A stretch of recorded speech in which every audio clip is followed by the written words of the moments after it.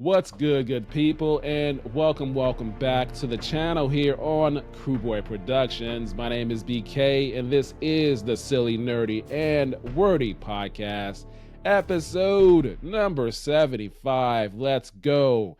And this is going to be a Superman review, my spoiler thoughts, getting into the details of this film. And I just want to acknowledge episode number 75. Thank you, all of you who have been listening from the beginning, from the audio only. Thank you for all of you who have been watching as well. Very much appreciate you, and thank you to the new folks that have joined me here. As I mentioned, this is going to be a spoiler review of the new Superman film. So if you have not seen Superman, this is your spoiler warning. You have been warned. Let's get into it. And we are talking about this film. It is directed and written by James Gunn, and James Gunn has done many great things recently. Some of his previous projects include the Guardians of the Galaxy trilogy. He's also done The Suicide Squad back in 2021, as well as season 1 of Peacemaker in 2022,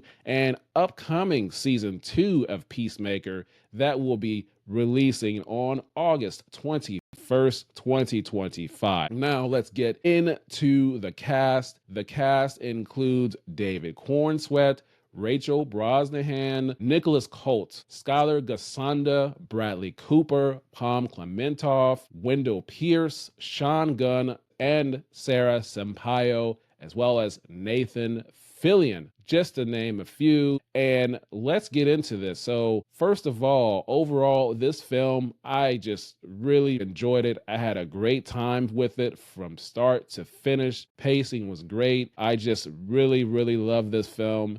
And I will give you my reasons why I love this film. Starting off with the opening of this film, I loved how they set up this world, the world building, and he had his unique version of doing his crawl, a couple of bullet points in the white lettering with the background in Antarctica, and a constant theme of using the number 3 in terms of explaining what's going on, what's already established. And this is not a story of a Superman origin story, as we have seen that many times over.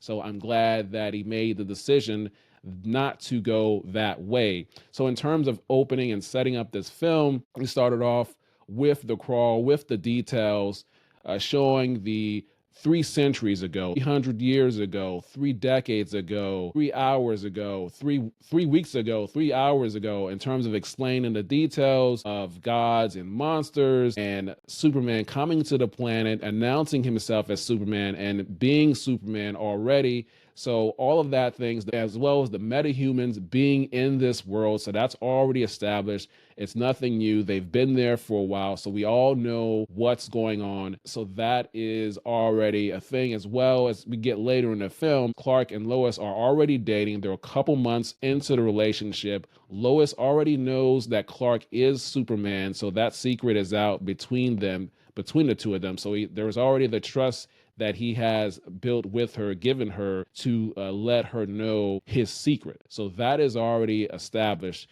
So I'm glad they're taking that approach, because you don't need to go through all of that again, as there have been multiple movies and some shows that have gone through that process. So that is the setup of that before we even get anyone on camera in terms of getting that crawl information. And then, of course, we see in the first trailer that Superman just falls down and he's beaten in Antarctica with the bloody mouth, and he's, breathing hard, he's hurting, and then he whistles for his dog Crypto. That is exactly how the film starts off, like that. We thought maybe that would be halfway through the film, but no, that's how we start. That's how we first see Superman. So interesting choice to do that. And he whistles for Crypto. He says, take him home, just like in the trailer. And that's what happens. And of course, he goes to the Fortress of Solitude. You see the Superman robots. And then he goes there, he gets the sun, shown into him, and then he gets healed a little bit. But at that point, he only gets about 83% healing, and he goes back to the battle. Great setup and great start to the movie.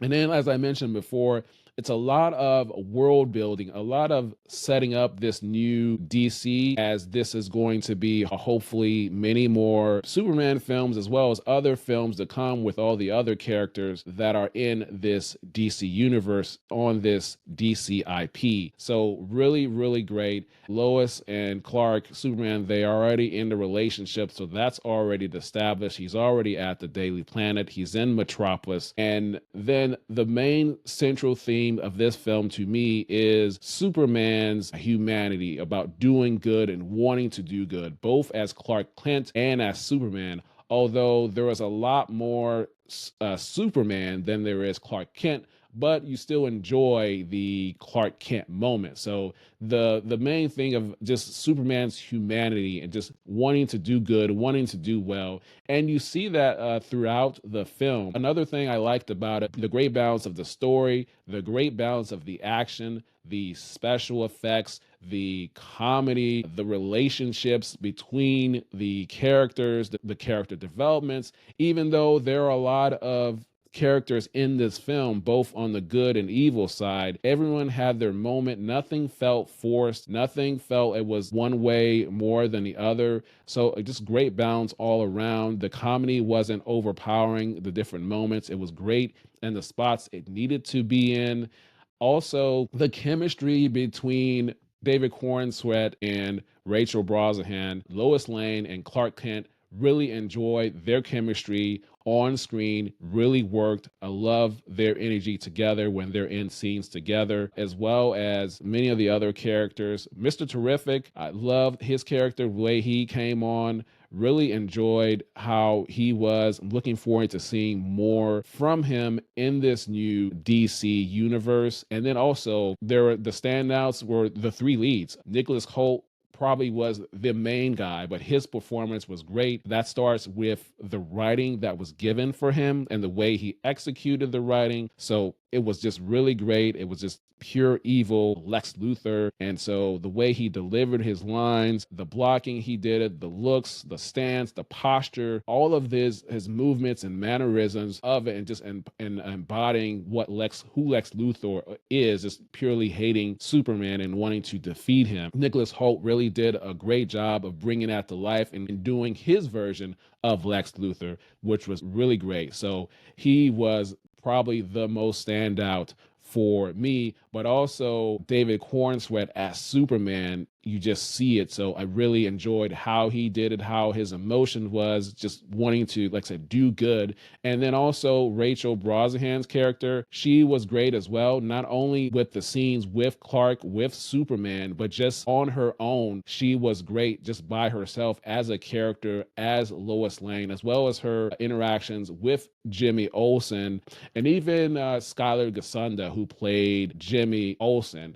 The moments that he had, he had great moments too. It didn't have much, but what he did have was pretty good too. So I enjoyed what he did as well with what was given to him in terms of his screen time. And of course, Lex Luthor with the manipulation of the country, and then also developing or just having this pocket universe. That is some good world building, that is good setting up, because you have this pocket universe that is tearing a hole in the universe, so to speak, if not done right. So having that there now sets up things in for future movies and future TV shows, because you have that there. Then that way you can bring in other characters from other Earths in future movies that could come through that particular universe. So really smart and strategic move there to be able to have people that will potentially come through as threats or other alternate variants of different heroes. So just even having that there, pretty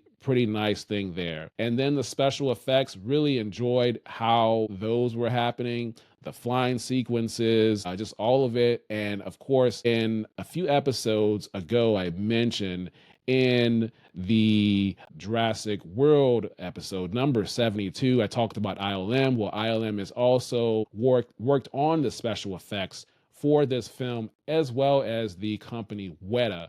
That visual effects company has worked on this Superman film as well. And if you don't know who Weta is the visual effects, the company that is behind pretty much all of the Lord of the Rings and the Hobbit movies. That is the preferred visual effects company that Peter Jackson used on all of those Lord of the Rings and Hobbit films. So both Weta and ILM were working on this Superman project. So very cool there. I talked about the Pocket Universe. I also want to talk about some pop-ups we see here from some Guardians that James Gunn was on the Guardians of the Galaxy movies, but also he brought some of his actors that were in those movies. And I'm talking about Bradley Cooper. Bradley Cooper portrayed Jor-El, Superman's father from Krypton. He was the one there. So, Bradley Cooper voiced the character of Rocket in the Guardians of the Galaxy movie. Also, Pom Klementieff was also in this movie. She was voicing Superman Robot number 5. So she voiced one of those Superman robots. So just a nice thing that he brought his cast, his actors from the Guardians movies, including his brother, Sean Gunn. He was in this briefly towards the end in one of the media clips. And this is a thing that I've noticed, well, a lot of people do, but James Gunn has just put his brother in different projects. Of course, his brother is an actor and he has a lot of great things that he's done on his own. He was in an episode of The Good Doctor. He was in Gilmore Girls, many episodes, and he was in Guardians as well.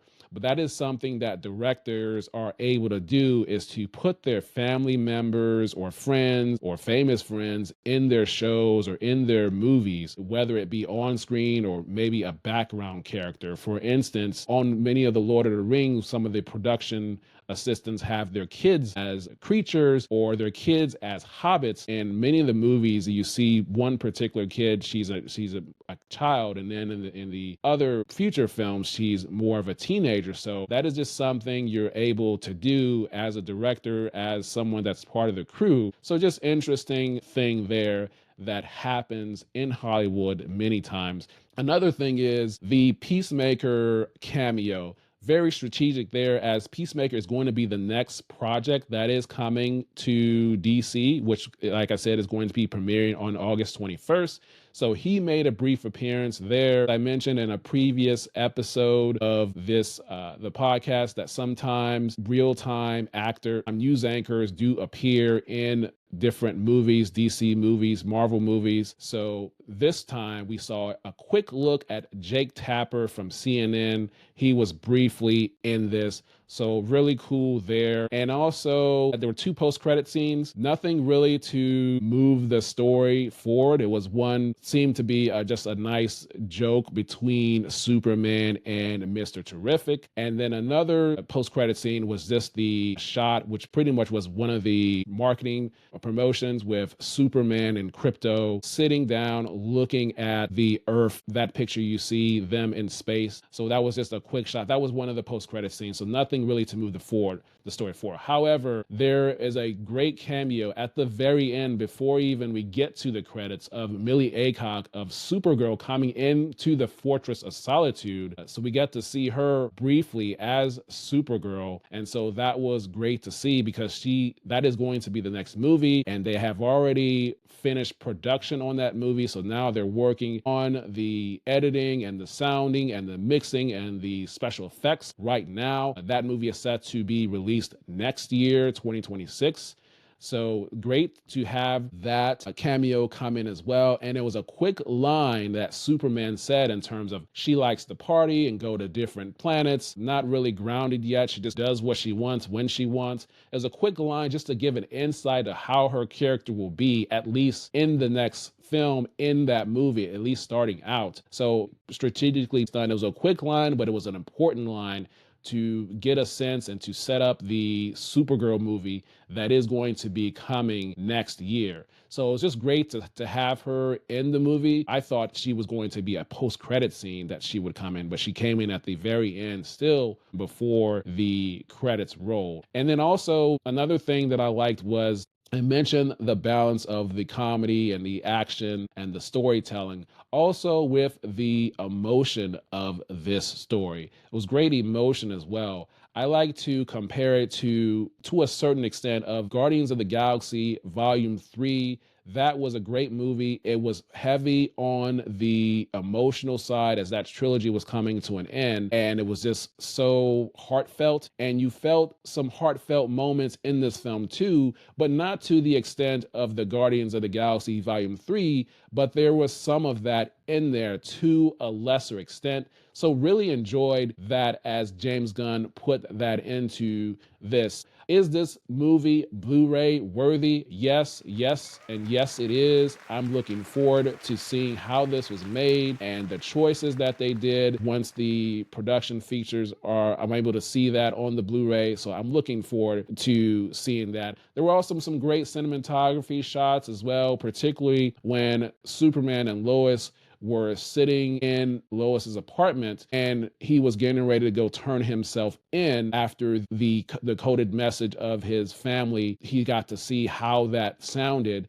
And of course, he couldn't believe that. And before he did, you had Green Lantern and Hawkgirl in the background battling an eye creature. And so you got the color palette of the purple and the green in the background as they're talking. And then there's a shot of Superman and Lois just kind of standing there from their back with that color palette. So that was a great shot. And yes, I didn't mention that Green Lantern and Hawkgirl are also in this movie as well. So they're already in this story, and the Green Lantern is Guy Gardner. So that was great. And right now they're calling the group the Justice Gang. And every time it's mentioned, it's like, we're not calling it that. So obviously they're not calling it the Justice League quite yet. I thought that would be something that they would say towards the end, say, okay, we're going to call it the Justice League, but they're waiting on that. So they're playing that out slow. So very nice. They're already at the Hall of Justice. So they have the building.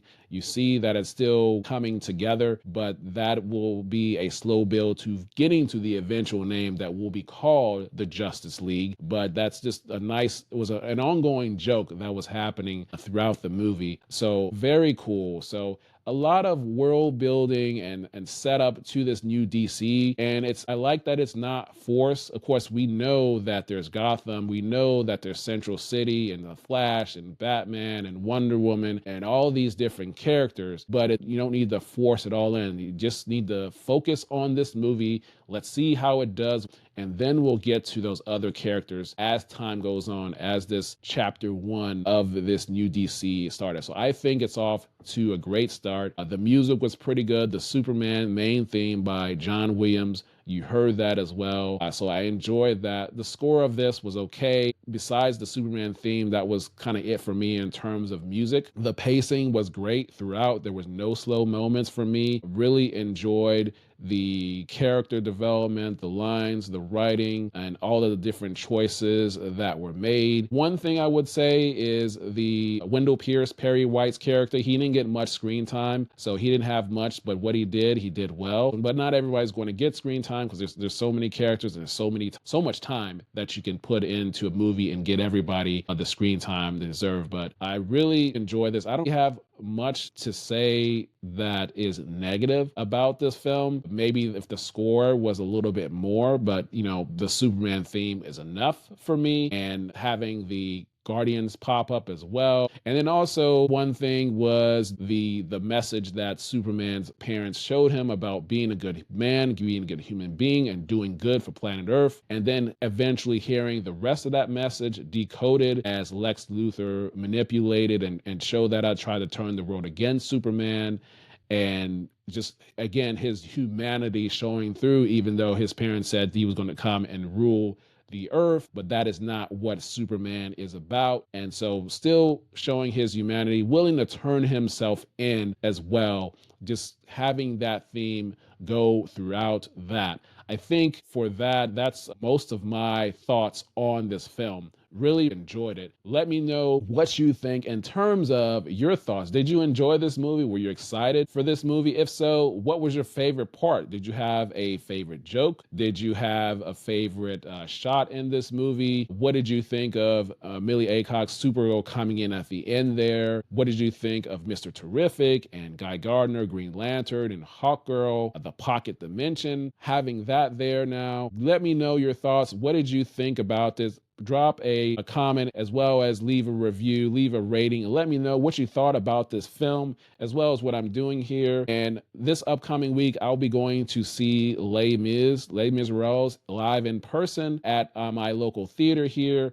So I'll be having a review of that show after I attend it. So I'm very excited to see that for the first time and be able to discuss a Broadway show. So that'll be coming very soon as I will be seeing that show this week. So subscribe to the channel as well as follow me on Spotify, Apple Podcasts, YouTube Music, iHeartRadio, and wherever you are able to listen to your podcast, as well as watching here on the YouTube channel and on Spotify. So I do reviews, spoiler reviews, production breakdowns, as well as Broadway, and I'll have guests coming to the show soon. Looking forward to doing that. But that is all I'm going to have for you today. So I hope you enjoyed. I hope this brought value to you as I went into this film, and I hope everyone has a great day. That is all I'm going to have for now. So until next time, we will talk soon.